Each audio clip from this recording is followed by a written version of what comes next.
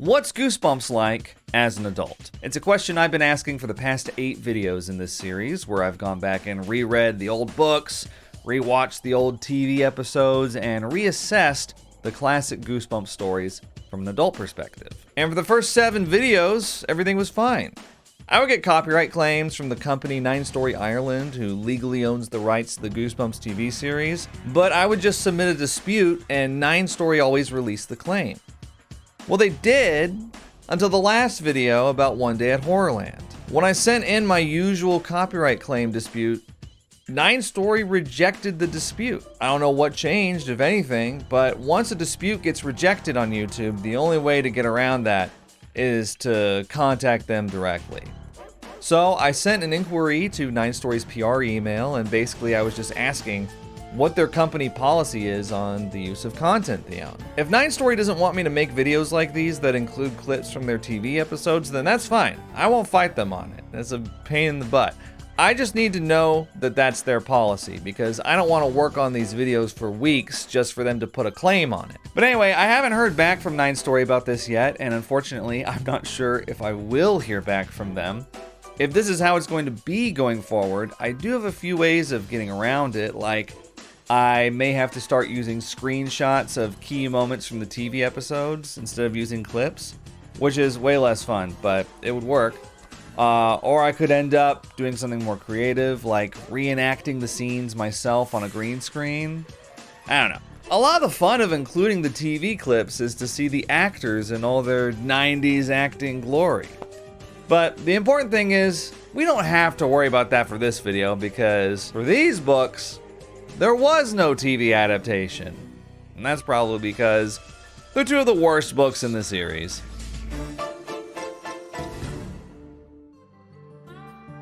If you'd like to play Goose Bingo during this video, simply scan the QR code, or there's a link in the description. The 17th book in the original series, Why I'm Afraid of Bees, was released in March 1994. And, wow, what is there to say about this cover? It's giving Honey, I Shrunk the Kids energy, is it not? And I mean that derogatorily. One interesting thing about it is that it's actually the only cover to use black text for the tagline. He's no ordinary human being. I think my big issue with this cover is that it's the first one so far that comes across as comedic, but unfortunately it's not even funny. Apparently, cover artist Tim Jacobus originally had just a big-ass bee on the cover. I think I would have liked that more, honestly. As it stands, this one rates an exceptionally poor 1 out of 5 Necronomicons. Why I'm Afraid of Bees. Can't wait to find out what the reason is.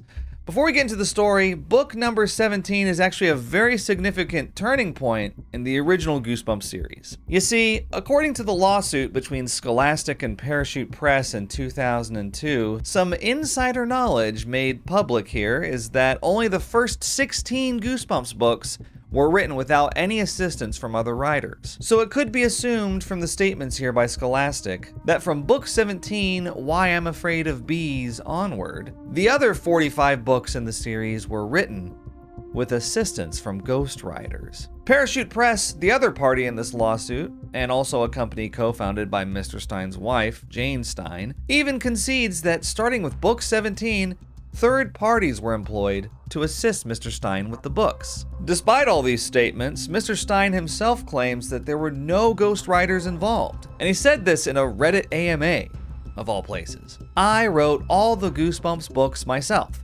Believe it or not, sometimes I had writers help me with the outlines, but all books were by me. The lawsuit says one thing, Mr. Stein says seemingly another. So what's really going on here?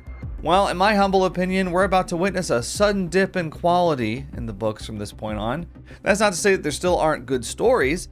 There are, at least from what I remember, but we're gonna have to wade through some true stinkers. To me, something clearly changed. They can say whatever they want, but it just doesn't pass the eyeball test. And frankly, I'm not even upset about the possibility of ghostwriters. It actually happens quite a lot with children's books. Catherine Applegate and Michael Grant, collectively known as K.A. Applegate, the original authors of fellow 90s book series Animorphs, started using Ghostwriters after book 24. There's over 25 books in the series fully written by ghostwriters, as admitted by Mrs. Applegate herself here, also in a Reddit AMA.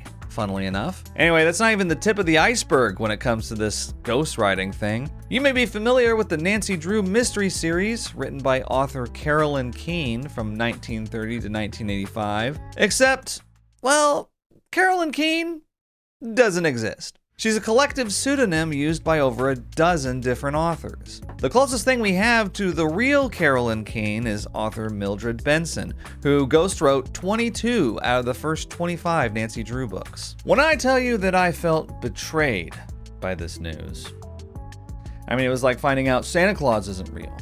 And there's more. If my childhood has to be ruined, so does yours. I'm vindictive like that. You might ask, what about Nancy Drew's dude bro counterparts, the Hardy Boys? Well, Franklin W. Dixon is also a collective pseudonym. That's right, he doesn't actually exist either.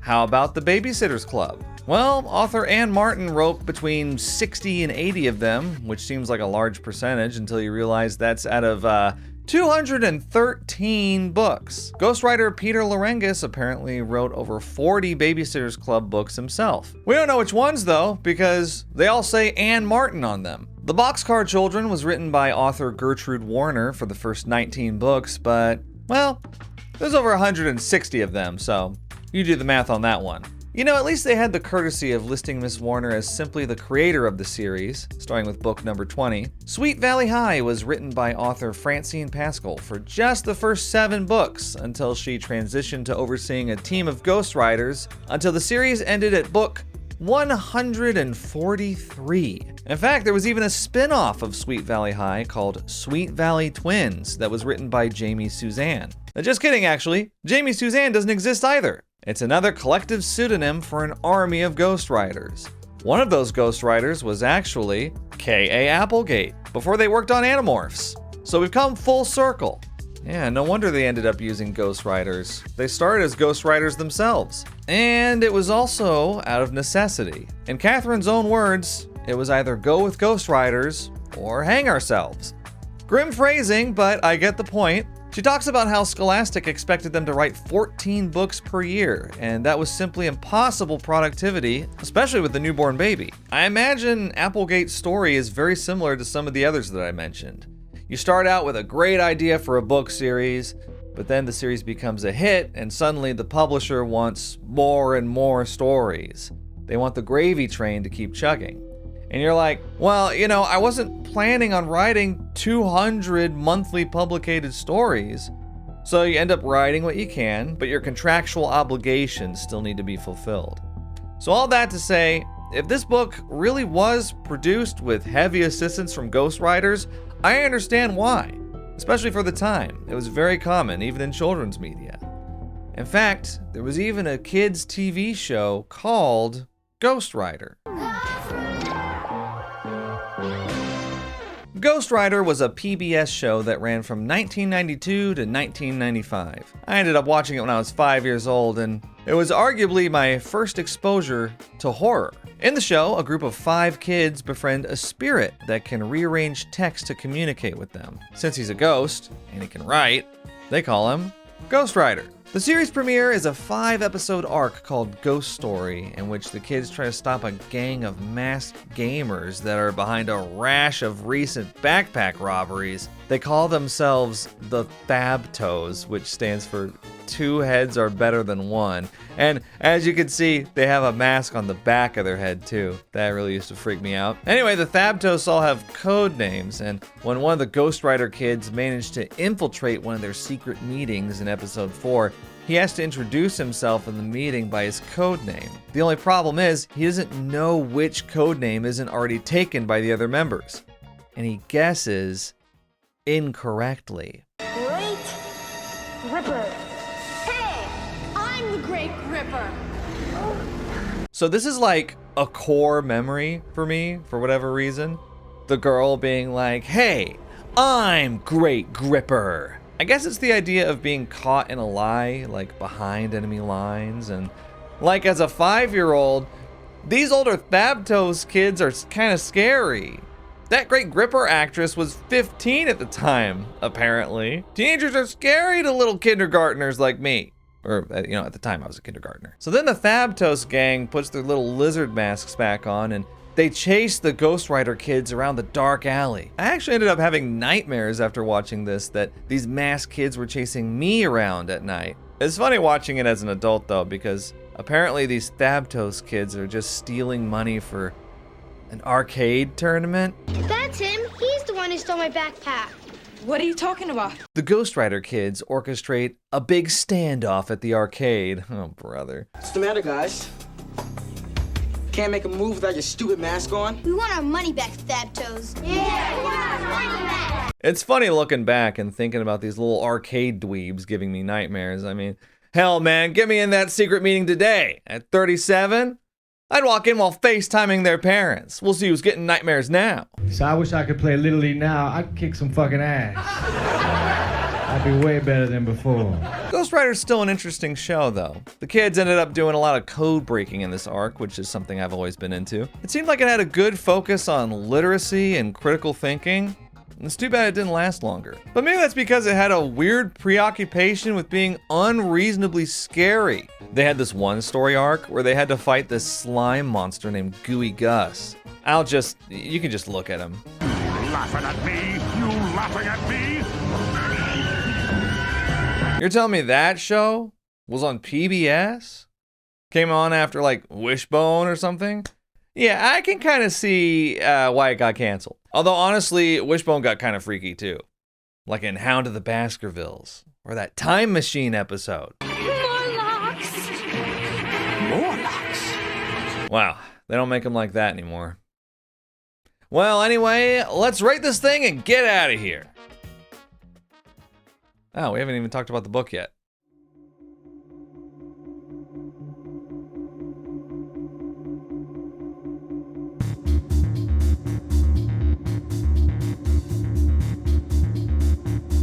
Our story begins with, alright, I'm not sure where I'm putting this in the video just yet, but hopefully now is a good time. This video is sponsored by Factor. Factor delivers fresh, never frozen, chef-crafted, and dietitian-approved meals straight to your doorstep and ready to eat in 2 minutes. Head to factor75.com or click the link below and use code WOLFFB50 to get 50% off your first Factor box, plus free breakfast for 1 year. That's code WOLFFB50 at factor75.com to get 50% off plus free breakfast for 1 year. Yeah, that was a burger with caramelized onions, and yeah, it was pretty good. I'm currently fighting off a persistent case of dad bod at the moment, and it's an all hands on deck situation. Not only do I have to stay physically active and work out, but I also need to make sure I'm eating right. And honestly, that's the harder part. With Factor, most of the meals deliver over 30 grams of protein, with some going as high as 53.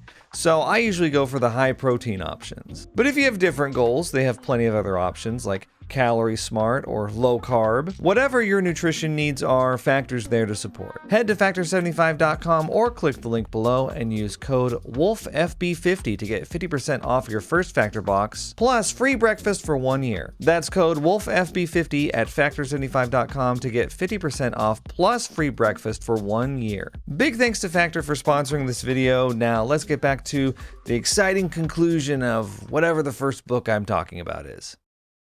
Right. Our story begins with main character Gary Lutz giving us a quick reassurance that we're about to discover why he's afraid of bees. Okay, right away, something's off about the writing. This is the first time I can remember that a character has broken the fourth wall like this. I've never been directly addressed by a character in these books before, and Gary even mentions that he knows I'm reading the story. It's quick, only the first couple lines, but still it sets a different atmosphere. Gary tells us about how his neighbor, Mr. Andretti, is apparently an amateur beekeeper with hives in his garage. And of course, Gary is scared of them. I'm sure he'll tell us why soon. We very quickly learn that Gary is an easy target. He has no friends, he's bad at sports, and he's scared of everything. It's not the first time we've had a so-called loser as a main character in Goosebumps, but Mr. Stein and his Ghostwriters really took it to an extreme. After Gary strikes out in a neighborhood baseball game, 3 bullies named Barry, Marv, and Carl just start punching him in the face. "You wanna break, Lutz? Here!" We've seen characters get bullied in Goosebumps before, but it's usually just their siblings pranking them.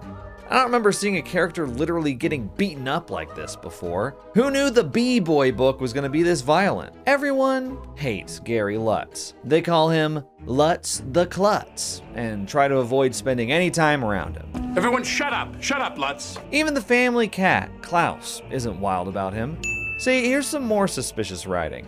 We get a pet jump scare, and it's not even used for a chapter cliffhanger? What a waste. After face-planting into the mud in front of his crush, Judy, Gary laments that he'd switch places with anything if given the chance. A tree, a bird, a bug even. You sure about that? Gary decides to spend his social time on the internet, which back in 1994 apparently meant accessing Computer Note, an electronic bulletin board connected to his computer. I thought about making fun of this part, but honestly, I spent a lot of time on gaming forums run on software called V-Bulletin and PHP-BB, so I actually remember when places like these were called bulletin boards, sadly. Although in 1994, this is more what they looked like. Some real Hacker Man vibes. Gary's browsing the bulletin board when he sees a funny advertisement. Change places with someone for a week. From person-to-person vacations. So you can probably figure out where this is going. But how does it get there? Well, there's a lot of suspension of disbelief involved, even for Goosebumps. After his family makes fun of him at dinner, Gary promises himself that he's going to change his life for the better. It's kind of a depressing monologue, but I guess we'll count it for bingo. Gary shows up at person-to-person vacations, and the sole employee, a Miss Carmen, tells him that he'll be swapping bodies with another kid, and she shows him a whole photo album full of other kids who are down to switch bodies with any random person who walks in. He ends up switching bodies with a more athletic boy named Dirk Davis. Although while they're setting up the switch, Gary notices a bee buzzing around the room, which he's afraid of. But I'm sure he'll tell us why he's afraid of bees really soon. The switch happens. A bright light appears. Gary tries to cry out, but his breath gets caught in his throat, which I think should be the ghostwritten version of the classic Steinism. We'll count it for bingo. Actually, just a couple pages later, Gary tries to scream again, but is too terrified to utter a sound. Wow, Mr. Stein really likes this description, huh? But this time, it's because Gary realizes he's accidentally swapped bodies with the bee that was buzzing around the room. So yeah, it's almost exactly the plot of the film The Fly. Except there's no culminating tension, no inner conflicts, no romantic tragedy, and no disgusting body horror scenes. What is this, a story for children or something? Oh, Gary watches in horror as Dirk walks around in his human body, asking for taco chips. The nerve. He tries but fails to get the attention of Miss Carmen as she's leaving the house the first time. And if you can believe it, he spends the next 50 pages doing this over and over. Yes, Gary the human being attempts to get the attention of Miss Carmen, his mother, his father, his sister, and even his neighbor, Mr. Andretti, who mistakes him for one of his own bees, captures him, and comically places him in one of the hives in his garage. In what's honestly the only interesting part of the entire book, Gary spends about 10 pages trying to navigate a bustling beehive in complete darkness. It's a pretty grim situation, and the closest I came to feeling invested in what happens to Gary. Look, he's so frightened of the bees, he can't even move. I'm sure we'll find out why he's so afraid of the bees very soon. After a few stare downs with the other bees, Gary simply flies out of a hole in the corner of the hive and returns to trying to get his family's attention, although it's never clear what he expects them to do. During this long stretch in the middle of the book, I started noticing another difference in the writing style, namely the chapter cliffhangers. For most of the first 16 books, chapters would increasingly end on a pretty dramatic cliffhanger, and Mr. Stein's preference seemed to be action-focused cliffhangers. Something either jumps out at the main character, or the main character's about to fall and plummet to their death, or the villain's threatening to kill them, something like that. In Why I'm Afraid of Bees, though, the cliffhangers are really boring. There's a chapter that ends in Gary just stating that he's going to call person-to-person vacations. There's a chapter that ends with Gary contemplating if he wanted to sting Mr. Andretti. And there's an alarming number of chapters where Gary simply doesn't do anything at all. Here he is sinking into a deep pool of blackness. Here he is sinking into the warm, dark hive of bees. Here he is again, just waiting for the bees to swarm over him. Not only is this a sudden and stark change in style, but it also doesn't make me want to root for Gary. He doesn't show any fight, he just rolls over. Everybody shut up. Shut up, Lutz. I don't know if this is the influence of the alleged Ghostwriters or what, but it's unusual compared to previous books. Now, with that said, there's also a classic action cliffhanger here where a dragonfly comes along and bites Gary clean in two. Although the very next page, Gary admits that that never happens, the dragonfly just ignored him and flew away. At least they're trying to keep me on my toes. After reading so many of these, you start to notice a formula Mr. Stein likes to use, and it's a 3-act structure. Act 1 is the setup. Introduce all the characters, usually ends with the horror of the story officially beginning. A first encounter with a monster, bringing home a mysterious object, or in this case, turning into a bee. Then in Act 2, you usually have between 50 and 80 pages of the main character doing the same thing over and over again in vain to solve the problem. Whether that's getting rid of the object or vanquishing the monster, or in this case, repeatedly buzzing around the heads of your family members. Finally, you get to Act 3, the conclusion. This is where the main character has a final confrontation with the source of the horror, or in this case, repeatedly buzzing around your own head. Gary finally gets in contact with Miss Carmen by talking into a powerful microphone, and she informs him there's a little wrinkle in his plan to switch their bodies back. Dirk apparently likes being Gary so much that he doesn't want to leave, and unfortunately there's nothing she can do about it. Okay, it's time we talked about this shady company, person-to-person vacations, because their business model makes no sense at all. Gary didn't pay them any money. I assume Dirk didn't either. This Miss Carmen person is doing this all for free? Why? And she says kids are their main clients, and she has a photo album full of kids' pictures. Moving pretty quick there. Why don't you have a seat right over there? And on top of all that, there's no recourse for one of the kids not wanting to switch bodies back. She's acting like this had never happened before either. It's almost like, no, it couldn't be. Well, I was gonna say, it's almost like this person-to-person vacations company only exists as a plot-convenient way to get Gary to become a bee. But that can't be right. I mean, this isn't a book for children that we're talking about here. Oh. Gary the bee confronts Dirk directly, who casually reveals he could understand his bee talk this whole time. Something about getting a little bit of bee hearing during the transfer, whatever. Gary buzzes around his head and threatens him, but Dirk chuckles, saying he's not the least bit afraid of bees, unlike Gary, who's very afraid of them. I wonder when he's gonna tell us why. We're running out of time. The story's almost over. Gary flies back to Mr. Andretti's hive, riles up all the bees into a swarm, and then flies back into his bedroom where they start swarming Dirk. Dirk still refuses to swap back, so Gary stings him and dies. Because when honeybees sting, they die immediately after. And this is a story very concerned with scientific accuracy. So when Gary dies in the bee body, everyone automatically transfers back. And yes, I said everyone because there's been a bee living in Dirk's body this whole time. Gary finds Dirk's address on Miss Carmen's desk when he goes to confront her, so he visits Dirk and finds him just repeatedly shoving his nose into flowers and making random bee noises. So you're telling me that Dirk's family didn't notice anything wrong with him? They were just like, yeah, he always does that. He really likes flowers, guys. The final chapter, chapter 26, it's completely ridiculous. Gary fills us in on the fact that now, he's good at everything. He's got his confidence back. He's giving skateboard lessons to his crush, and he even got Dirk to apologize to him. Although, Dirk mentions that the bee failed his math tests. You telling me the bee attended school? Gary's life is great now. There's just one problem. He can't stop sucking pollen out of nearby flowers. Uh-oh. So juicy sweet. You'd think that would be the kind of strange habit that would ruin all your social capital, but I guess Gary just does it in private. Anyway, you ready to talk about how bad this story was? Yeah, I am too.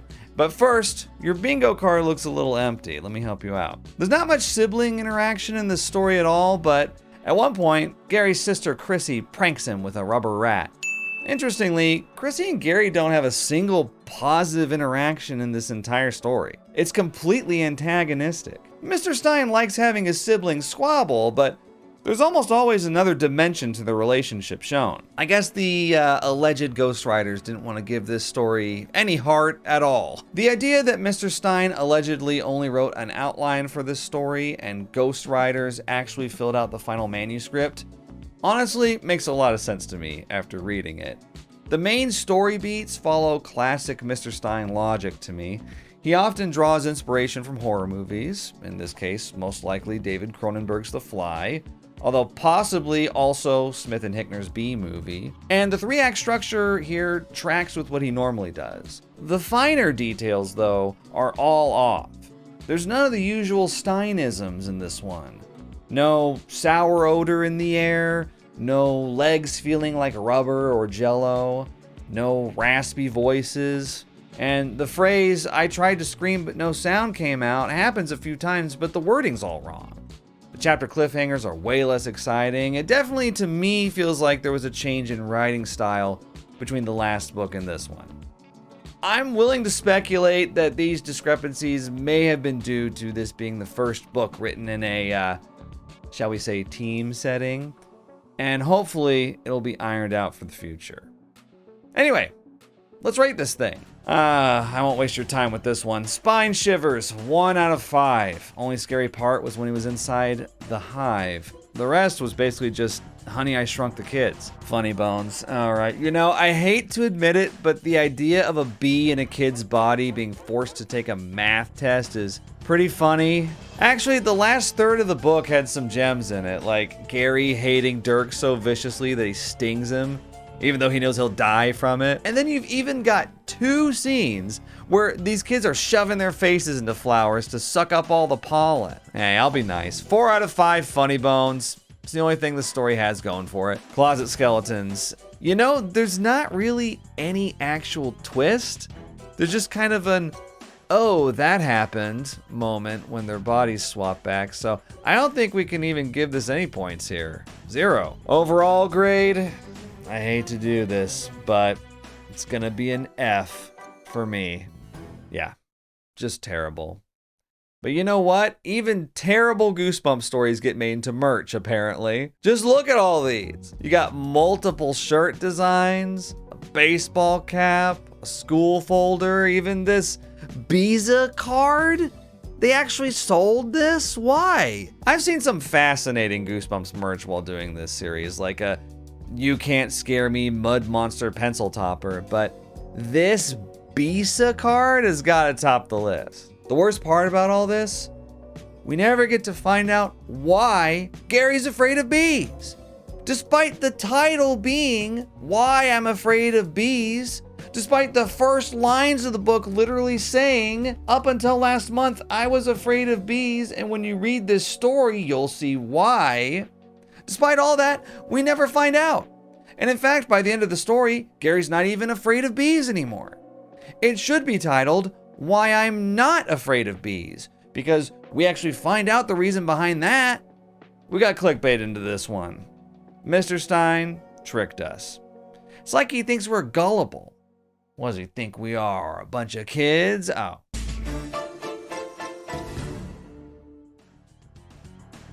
For Goosebumps, Landmark, first sequel story, Mr. Stein chose one that had sold very well at the time, Monster Blood. The 18th book in the original series, Monster Blood 2, was released in April 1994, only about 1.5 years removed from the original Monster Blood. I got a lot to say about the story in this one, but there's no denying that this is an iconic cover. This is Cuddles the Hamster, and this is the only book he appears in. I think it says a lot about Jacobus's cover art when a story that's this mediocre spawns so much merch. Like really, so much merchandise with this hamster on it. Cuddles was one of the most popular characters in Goosebumps, often appearing alongside Slappy the Dummy or the Haunted Mask, and it's all because of this cover art.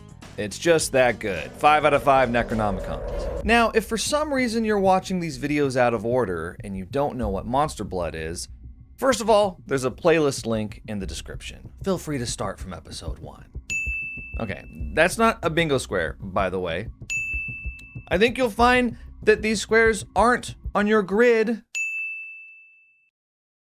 Yeah, fair enough. I don't want to talk about Monster Blood. The thing you need to know about Monster Blood is that it's this mysterious green goo, usually comes in a blue can and sold as seemingly a harmless toy. But once the can is opened, Monster Blood starts growing and growing exponentially. And once it's big enough, it starts trying to consume things that are smaller than it. If an animal eats Monster Blood, it also grows several times larger, hence the cover artwork. In the first Monster Blood story, there's these kids, Evan and Andy, who narrowly escape being consumed by the Monster Blood, and it disappears at the end of the book. Now, you'd think that Monster Blood 2 would have different protagonists, but actually, Evan and Andy are back. Told in third person, just like the first story, we open on Andy being backed into a corner by his dog Trigger, who apparently ate some monster blood and grew into a giant. Again, I'll go ahead and skip ahead to the next chapter here. It was all a bad dream. I'm sorry to report that our time was wasted. Speaking of wasted time, I normally go into a lot of detail when I'm summarizing these stories. I like to think of it as showing respect to the source material and really digging into some of the small moments that you may not hear about if we're just going broad strokes. But I'm gonna be honest, the first 80 pages of this book is a total slog. So we're gonna do speed read versions of the events. Okay, are you ready for the summary? I'm gonna do it all in one breath. Evan has moved to Atlanta, but is traumatized by his Monster Blood experience and won't stop talking about it, much to the chagrin of his science teacher, Mr. Murphy, who punishes him by repeatedly making him clean the cage of his classroom hamster Cuddles. There's a bully named Conan Barber, nicknamed Conan the Barbarian, who picks on Evan because now he's a loser who talks about Monster Blood nonstop. His old friend Andy pops out of nowhere to tell him she's moved to Atlanta as well, but he can't believe that she actually told the other kids about Monster Blood, but teases that she has something to show him. Turns out it's the old blue can of Monster Blood that she saved for some reason. There's still some inside. Evan insists they bury it, but the bully Conan digs it up, so they break into his house and steal it back. Then when Evan returns to school the next day, he finds out that Andy fed Cuddles some Monster Blood and made him the size of a rabbit. So you probably have some questions, understandably, like, why did Andy keep the can of Monster Blood? Why did Andy bring it with her to Atlanta? Why did Andy feed it to the hamster? And these are all great questions. The answer is, she did those things so that the plot can happen. And while it seems completely ridiculous, unfortunately, on the very last page of the first Monster Blood book, Andy does ask Evan if she can keep the last little bit of Monster Blood left. Although the final page twist is that it supposedly has all disappeared. They also mention Evan's impending move to Atlanta on this last page, so while I'm still gonna grumble about it, of course, technically there's no continuity error here.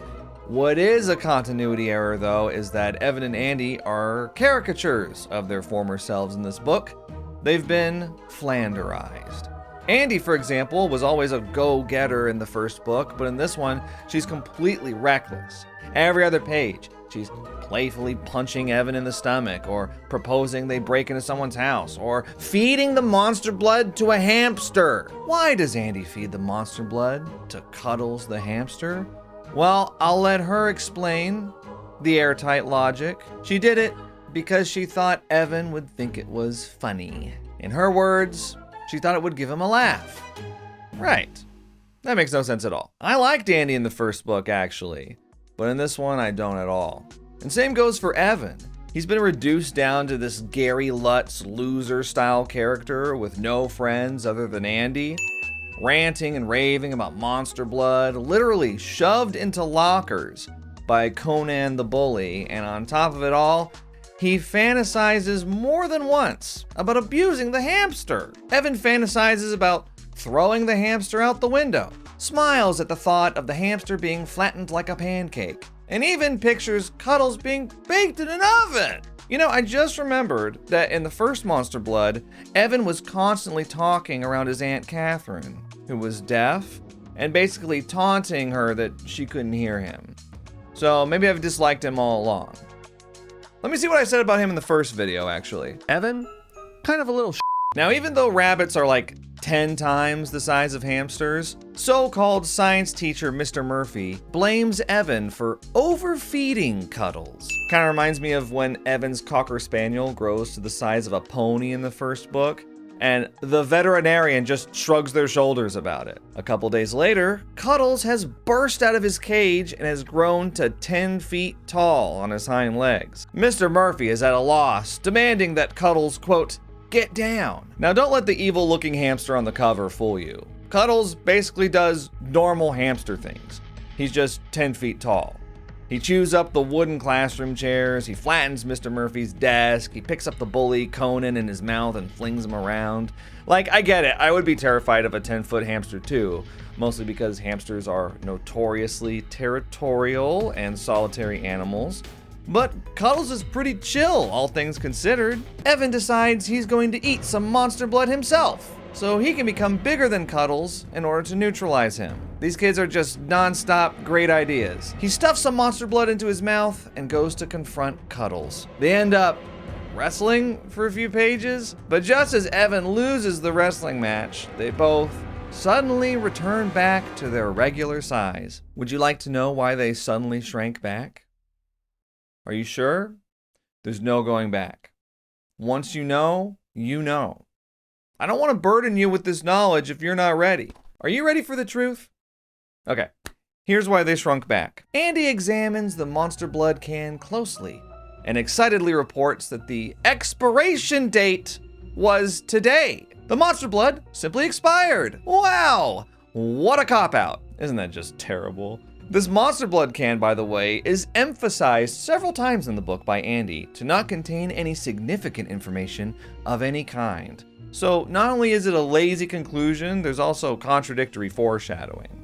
Now, unfortunately, we're not done yet. There's a couple more pages of stupid left to read. Mr. Murphy stops by Evan's house to gift him Cuddles the hamster as a thank you for everything he's done. Gee, thanks.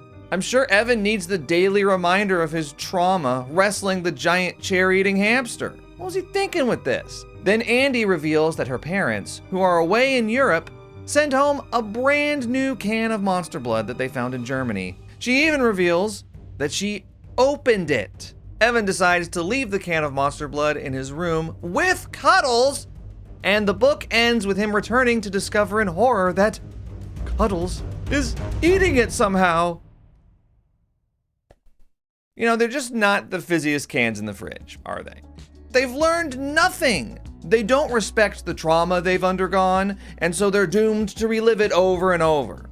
Suddenly, I understand why there's 2 more Monster Blood sequels. They can't stay out of trouble. You know, while I can still tell a slight difference between the writing style in Monster Blood 2 and the rest of the series, it's much less different than Why I'm Afraid of Bees.